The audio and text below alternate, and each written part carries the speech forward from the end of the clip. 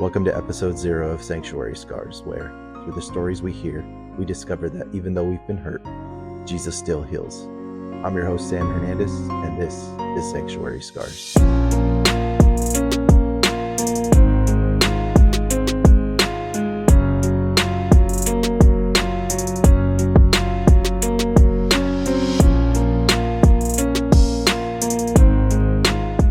I've been serving in ministry in some capacity for many years now, and in that time, I've seen so many people walk away from the faith, not because of God, but because of people who misrepresented Him.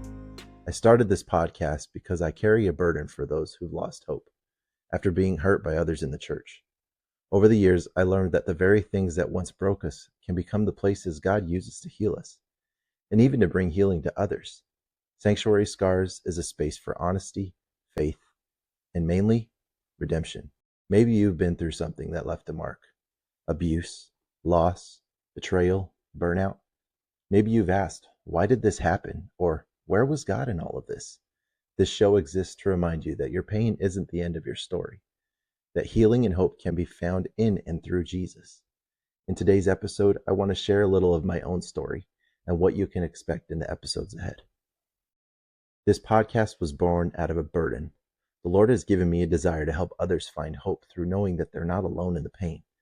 I remember well the seasons in my life when faith felt more like just trying to survive than living in peace. I've known what it's like to feel like giving up, to want nothing to do with Christians, to pull away from church, and to close myself off from those who hurt me. But over the years, I saw God take those wounds and turn them into monuments in my life. These have become reminders to me of His faithfulness.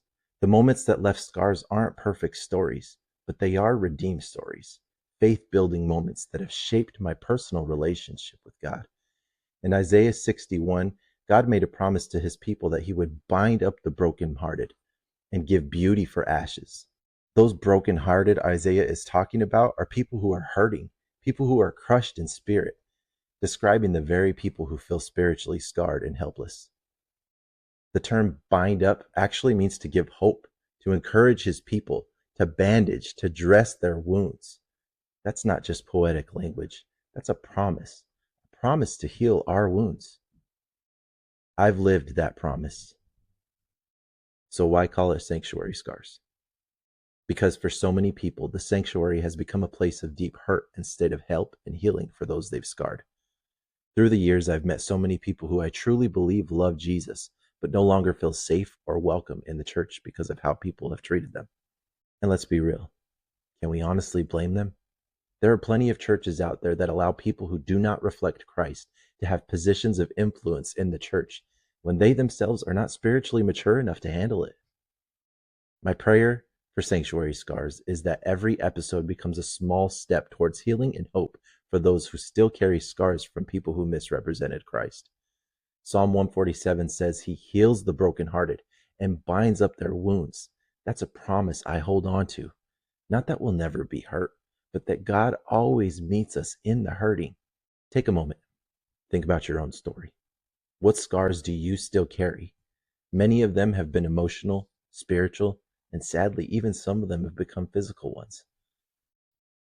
Those scars can be painful to resurface and talk about, but what if those very scars can be healed through talking about them with someone? And what if God wants to use your wounds to begin healing others through your story? God's family isn't spotless. Most of us carry marks from things that we've done or things that have been done to us. But those scars can become testimonies of His power if we're willing to show them. As we begin this journey, my prayer is that Sanctuary Scars becomes a place of hope, a safe space for anyone willing to share their story and discover healing through Jesus. A safe space where faith feels like rest and where stories remind you that you're not alone. We are given this promise in 2 Corinthians 12:9. My grace is sufficient for you, for my power is made perfect in weakness. If today's episode spoke to you, share it with someone who needs to know that healing is still possible.